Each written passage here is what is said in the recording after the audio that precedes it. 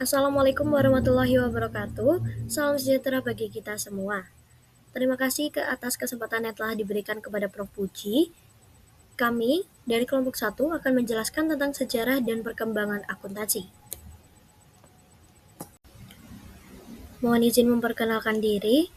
Anggota kelompok kami terdiri dari Arin Sasabila dengan NIM 040, Marifatul Umah 108, Nuralia Syafira Hairunisa 078, Muhammad Akil Sirajuddin 215, Revani Hailasyam 318. Baik, di sini saya akan memulai dengan evolusi pembukuan pencatatan berpasangan. Jadi, pembukuan pencatatan berpasangan ini berkembang seiring dengan meningkatnya kompleksitas kegiatan ekonomi dan juga perdagangan. Menurut Belkawey, sistem ini tidak hanya muncul sebagai teknik pencatatan, tetapi sebagai kebutuhan logis untuk mengendalikan dan mempertanggungjawabkan aktivitas ekonomi yang semakin melibatkan banyak pihak dan juga transaksi. Perkembangan ini terjadi pada masa perdagangan Eropa, khususnya diperkenalkan oleh Luca Pacioli pada abad ke-15. Konsep yang diperkenalkan yaitu bahwa setiap transaksi keuangan itu memiliki dua sisi. Next slide. Baik, untuk Luca Pacioli mengatakan bahwa memiliki dua sisi, yaitu debit dan juga kredit. Prinsip ini mencerminkan hubungan sebab akibat dalam kegiatan ekonomi dan juga diimbangi oleh sumber pendanaan tertentu. Nah, ketepatan pembukaan pencatatan berpasangan itu terletak pada kemampuan untuk menjaga keseimbangan persamaan akuntansi antara aset, liabilitas, dan juga ekuitas. Melalui mekanisme ini, akuntansi tidak hanya berfungsi sebagai alat pencatatan, tapi juga sebagai sarana pengendalian evaluasi kinerja, penyediaan informasi keuangan, dan juga merupakan sistem pencatatan berpasangan yang menjadi fondasi utama bagi perkembangan praktik akuntansi sendiri. Dan untuk menjadi standar pelaporan keuangan modern yang dijelaskan oleh BKW. Untuk selanjutnya akan dijelaskan oleh rekan saya. Perkembangan prinsip-prinsip akuntansi. Yang pertama yaitu masa awal atau prastandar pada periode sebelum tahun 1930. Nah, di sini akuntansi masih bersifat praktis dan sederhana. Dilakukan berdasarkan kebiasaan tanpa aturan tertulis sehingga laporan keuangan belum seragam. Dan yang kedua yaitu prinsip akuntansi konvensional atau GAAP awal pada periode 1930 sampai 1959. Nah, pada masa ini muncullah prinsip-prinsip umum seperti biaya historis dan matching untuk menciptakan keseragaman dan meningkatkan keandalan laporan keuangan. Yang selanjutnya atau yang ketiga yaitu perkembangan standar akuntansi formal pada periode 1959 sampai 1973. Nah, pada prinsip akuntansi mulai ditetapkan secara resmi dalam bentuk standar oleh Badan Penyusun Standar agar pelaporan lebih teratur dan dapat dibandingkan.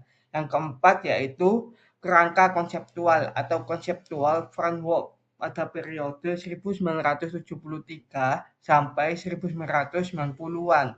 Nah, dikembangkan kerangka konseptual yang menjelaskan tujuan dan umur laporan keuangan sebagai dasar penyusunan prinsip dan standar akuntansi. Dan yang terakhir yaitu prinsip modern atau internasional pada periode 1950-an dan digunakan sampai sekarang. Nah, prinsip akuntansi berkembang menuju standar global berbasis prinsip dengan penekanan pada substansi ekonomi, nilai wajar, dan pertimbangan profesional. Nah, selanjutnya kita akan membahas akuntansi dan kapitalisme. Di sini terdapat dua pandangan. Yang pertama ada pandangan Sombart, dan yang kedua ada pandangan Yame. Di pandangan Sombart, akuntansi mendukung perkembangan kapitalisme. Di sini terdapat dua subpoin, yaitu yang pertama adalah akuntansi memungkinkan perencanaan prediksi dan pengukuran kegiatan ekonomi. Dimana di sini akuntansi diartikan sebagai alat teknis perhitungan, sedangkan kapitalisme merupakan sistem yang memanfaatkan hasil perhitungan dari akuntansi. Di sini artinya akuntansi itu tidak menentukan tujuan untuk mencari laba, tetapi menyediakan angka dan juga informasi yang dipakai oleh pelaku usaha untuk mengejar laba tersebut. Tanpa sistem ekonomi kapitalis pun, teknik pencatatan seperti akuntansi tetap bisa digunakan hanya untuk mengetahui kondisi keuangan. Jadi, akuntansi berperan sebagai alat ukur, sedangkan kapitalisme adalah pihak yang menggunakan alat itu untuk kepentingan ekonomi tertentu. Nah, poin selanjutnya yaitu pemisahan pemilik dan bisnis memungkinkan pertumbuhan korporasi.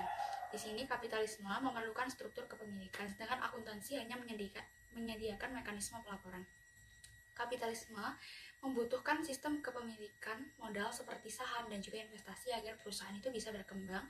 Namun akuntansi tidak menciptakan sistem kepemilikan tersebut.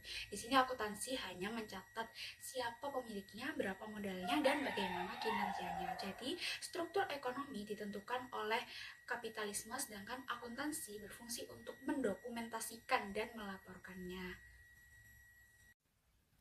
Nah, pandangan yang selanjutnya adalah pandangan dari Yame, yaitu akuntansi bukan produk kapitalisme. Di sini juga ada dua subpoin. Yang pertama adalah fungsi awal double entry hanya sebagai catatan transaksi. Yang di sini berarti akuntansi itu merupakan alat pencatatan, sedangkan kapitalisme merupakan sistem yang muncul kemudian dan memanfaatkan akuntansi. Ini menunjukkan bahwa akuntansi itu sudah ada sebelum kapitalisme modern berkembang. Ketika kapitalisme tumbuh, sistem tersebut kemudian memakai akuntansi untuk menghitung laba dan juga kinerja dari usaha. Artinya, akuntansi itu bukan lahir dari ideologi kapitalisme, tapi hanya kebetulan kemudian digunakan oleh sistem tersebut. Nah, poin yang kedua adalah akuntansi tidak dirancang untuk ideologi laba dan akumulasi modal. Di sini kapitalisme bersifat ideologis dan berorientasi laba, sedangkan akuntansi bersifat teknis dan juga adaptif. Kapitalisme memiliki nilai dasar yaitu mencari keuntungan dan memperbesar modal. Sebaliknya, akuntansi tidak memiliki tujuan ideologis, ia hanya metode untuk mengukur dan juga melaporkan informasi ekonomi. Karena sifatnya teknis, maka akuntansi itu bisa digunakan juga pada sektor publik, organisasi nirlaba, bahkan sistem ekonomi non-kapitalis. Nah, selanjutnya dari pandangan Sombart dan juga Yame yang telah kita bahas sebelumnya, dapat disimpulkan bahwa akuntansi memang berperan dalam mendukung aktivitas ekonomi kapitalis, tetapi bukan bagian dari ideologi kapitalisme itu sendiri.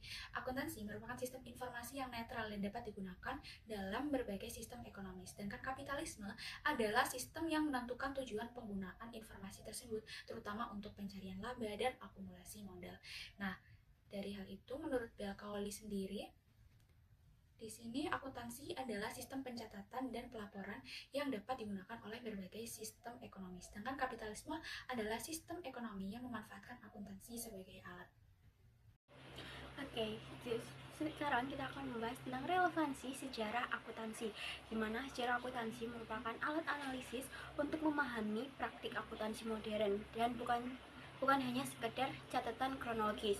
Nah, sejarah akuntansi menurut Bill Cowley tidak dimaksudkan hanya untuk mencatat perkembangan peristiwa atau tokoh penting dalam akuntansi, melainkan berfungsi sebagai alat analisis konseptual.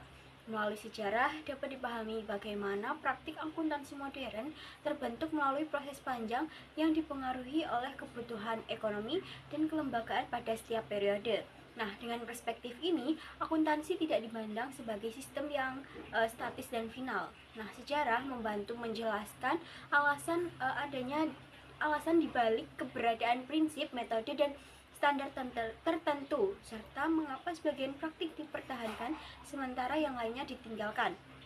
Nah, pemahaman ini tuh penting agar akuntansi tidak diperlakukan sebagai aturan teknik semata. Selanjutnya membahas tentang praktik dan teori akuntansi berkembang yang digunakan sebagai respons terhadap lingkungan sosial, ekonomi, dan juga politik. Nah, Bill Cowley ini menekankan bahwa perkembangan akuntansi selalu terkait erat dengan lingkungan tempat akuntansi tersebut digunakan. Perubahan dalam sistem ekonomi seperti berkembangnya kapitalisme, pasar modal, itu akan menciptakan kebutuhan baru akan informasi keuangan yang mendorong adanya perkembangan praktik dan juga standar akuntansi. Nah, selain faktor ekonomi, pengaruh politik dan regulasi juga membentuk akuntansi. Keterlibatan pemerintah dan juga lembaga standar menunjukkan bahwa akuntansi itu tidak bersifat netral, melainkan dipengaruhi oleh kepentingan dan juga kekuatan sosial tertentu. Nah, sejarah akuntansi ini membantu mengungkapkan hubungan tersebut secara lebih jelas. Kemudian sejarah akuntansi yang digunakan sebagai dasar penting dalam mengevaluasi teori dan juga standar akuntansi. Menurut Belkowi, sejarah memberikan pengalaman empiris yang dapat digunakan untuk menilai keberhasilan atau kegagalan dari suatu teori dan juga standar akuntansi. Dengan mempelajari praktik masa lalu, dapat diketahui apakah pendekatan tertentu benar-benar mampu untuk memenuhi tujuan pelaporan keuangan atau justru menimbulkan masalah baru. Nah, evaluasi berbasis sejarah ini mencegah pengembangan teori akuntansi yang historis. Sejarah juga membantu memastikan bahwa standar dan kebijakan yang baru yang dibangun di atas pemahaman yang matang terhadap praktik sebelumnya bukan semata-mata sebagai pertimbangan teori saja. Selanjutnya membahas tentang praktik dan teori akuntansi berkembang yang digunakan sebagai respons terhadap lingkungan sosial, ekonomi, dan juga politik. Nah, Belkowi ini menekankan bahwa perkembangan akuntansi selalu terkait erat dengan lingkungan tempat akuntansi tersebut digunakan. Perubahan dalam sistem ekonomi seperti berkembangnya kapitalisme, pasar modal, itu akan menciptakan kebutuhan baru akan informasi keuangan yang mendorong adanya perkembangan praktik dan juga standar akuntansi. Nah, selain faktor ekonomi, pengaruh politik dan regulasi juga membentuk akuntansi. Keterlibatan pemerintah dan juga lembaga standar menunjukkan bahwa akuntansi itu tidak bersifat netral, melainkan dipengaruhi oleh kepentingan dan juga kekuatan sosial tertentu. Nah, sejarah akuntansi ini membantu mengungkapkan hubungan tersebut secara lebih jelas. Kemudian sejarah akuntansi yang digunakan sebagai dasar penting dalam mengevaluasi teori dan juga standar akuntansi. Menurut Belkowi, sejarah memberikan pengalaman empiris yang dapat digunakan untuk menilai keberhasilan atau kegagalan dari suatu teori dan juga standar akuntansi. Dengan mempelajari praktik masa lalu, dapat diketahui apakah pendekatan tertentu benar-benar mampu untuk memenuhi tujuan pelaporan keuangan atau justru menimbulkan masalah baru. Nah, evaluasi berbasis sejarah ini mencegah pengembangan teori akuntansi yang historis. Sejarah juga membantu memastikan bahwa standar dan kebijakan yang baru yang dibangun di atas pemahaman yang matang terhadap praktik sebelumnya bukan semata-mata sebagai pertimbangan teori saja. Menurut Kwok tahun 2013, ketepatan dalam menjelaskan isu akuntansi internasional harus didasarkan pada teori akuntansi. Artinya, kita tidak hanya melihat aturan atau standar yang digunakan suatu negara, tetapi memahami konsep dan pemikiran yang melatar belakang. Baik, di sini saya akan menjelaskan tentang isu akuntansi internasional. Jadi, isu akuntansi internasional itu bersifat kompleks karena akuntansi tidak berdiri sendiri. Praktiknya dipengaruhi oleh banyak faktor seperti kondisi ekonomi suatu negara, sistem hukum yang berlaku, serta budaya bisnisnya. Karena tiap negara punya lingkungan yang berbeda, maka cara mereka menyusun dan melaporkan informasi keuangan juga berbeda. Oleh karena itu, isu akuntansi internasional tidak bisa dijelaskan secara sama. Kita tidak bisa memakai satu sudut pandang saja untuk menilai semua praktik akuntansi. Yang penting bukan hanya melihat perbedaannya, tetapi memahami alasan dibalik perbedaan tersebut, supaya interpretasi laporan keuangan antar negara bisa lebih tepat. Sekian dari kelompok kami, mohon maaf apabila ada kekurangan. Terima kasih. Wassalamualaikum warahmatullahi wabarakatuh.